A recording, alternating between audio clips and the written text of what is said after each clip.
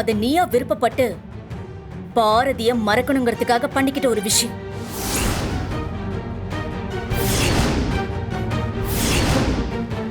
என்னைக்கு நீ உன் வாழ்க்கையில பாரதியோட வாழ்ந்த வாழ்க்கை மறக்கணும் அழிக்கணும்னு நினைச்சியோ அப்பவே மறுபடியும் ஞாபகப்படுத்த வேண்டான்னு நானும் உன் சித்தப்பாவும் முடிவு பண்ணோம். அதனாலதான் பாரதியை நாங்க பார்த்தப்ப கூட உன் பொண்டாட்டின்ற விஷயத்த நாங்க உன்கிட்ட சொல்லல.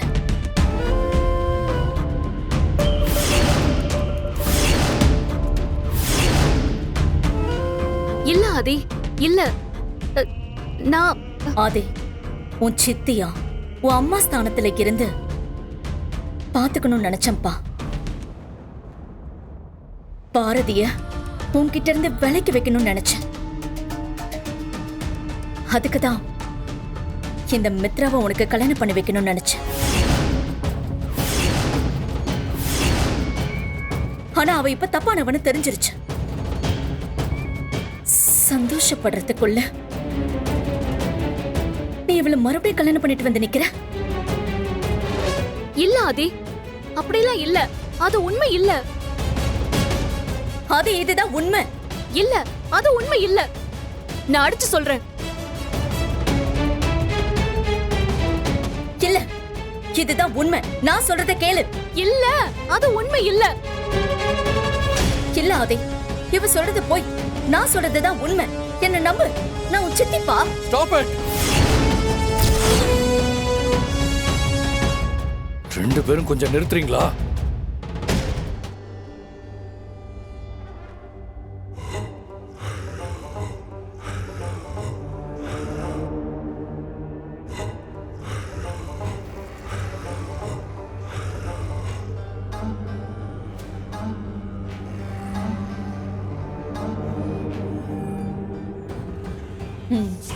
எப்படி இருக்க?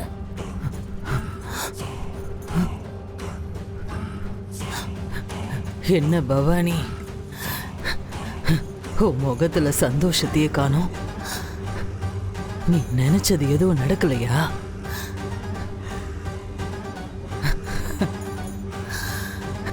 கேக்குற கேள்விக்கு எந்த பதிலும் சொல்லாம இப்படி அமைதியா இருந்தா என்ன அர்த்தம்?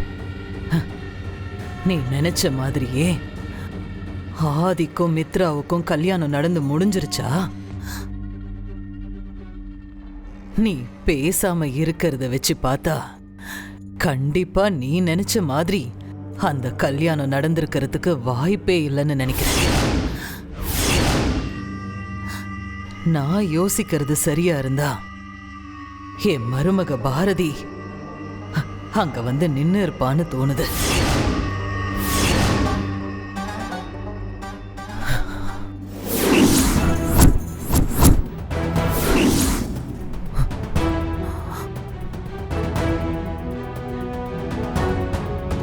புருஷன் பொண்டாட்டி உங்க ரெண்டு பேர் சாவையும் நான் சந்தோஷமா இந்த ரெண்டு கண்ணாலையும் பாப்பண்டி. இது நடக்கும், இது நடக்கும், நடந்தே தீரும்.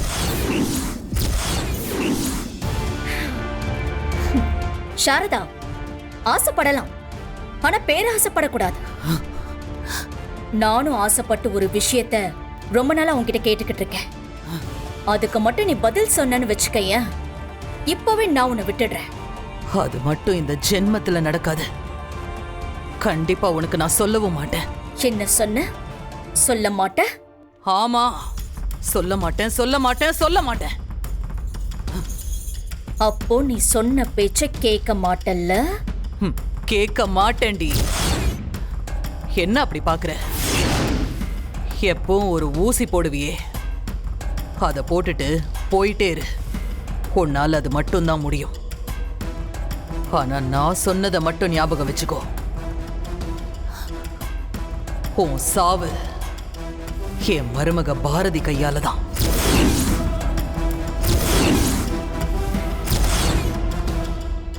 இங்க பாரு,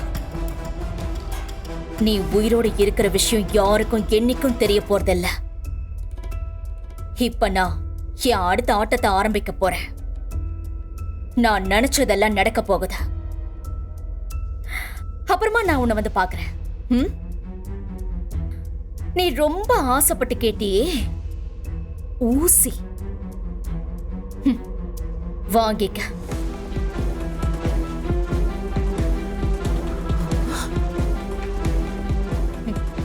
ரெஸ்டட். வாங்க போலாம்.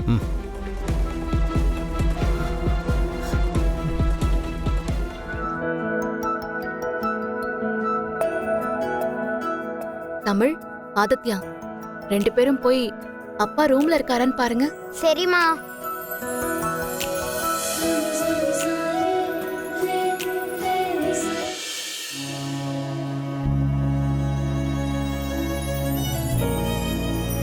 பாட்டி, அவர் எங்க போனாரு, எங்க இருக்காருன்னு எதுவுமே தெரியல பாட்டி. எனக்கு ரொம்ப பயமா இருக்கு. பாரதி, இதுல பயப்படுறதுக்கு ஒண்ணுமே இல்ல. மலை போல கண்ணு முன்னால இருந்த பிரச்சனை துளி மாதிரி காணாம போயிடுச்சு. அத நினைச்சு சந்தோஷப்படு. இங்க பாரு பாரதி, முதல்ல நீ பதட்டப்படாம இரு. தம்பி உங்களை விட்டு எங்கேயும் போகாது. நீ வேணா தம்பியோட நம்பருக்கு ஃபோன் பண்ணி பாரு. ஆ.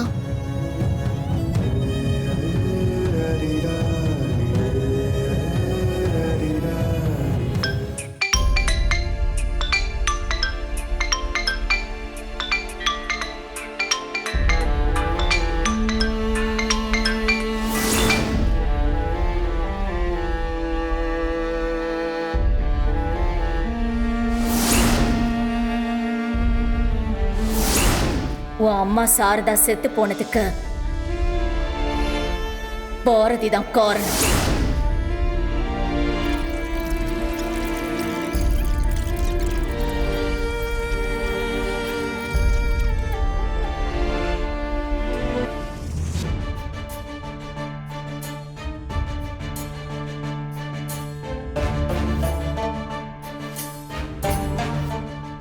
இன்ஸ்பெக்டர், நான் கம்ப்ளைண்ட் கொடுத்தது இவ மேலதான்.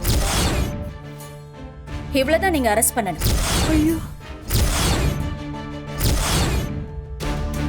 என்ன எதுக்கு நீங்க அரெஸ்ட் பண்ண வந்திருக்கீங்க? நான் என்ன பண்ணேன்? உன்னோட கேள்விக்கான இந்த பதில நான் சொல்றேன். ஆதியோட அம்மா சாவுக்கு நீதான் காரணம்னு போலீஸ் கேஸ் கொடுத்திருக்க. அது சம்பந்தமா உன்னை விசாரிக்கிறதுக்கு அரெஸ்ட் பண்ணி கூட்டிட்டு போறதுக்காக வந்திருக்காங்க. ஹலோ, இந்த விளக்கம் போதுமா இல்ல இன்னும் கொஞ்சம் வேணுமா?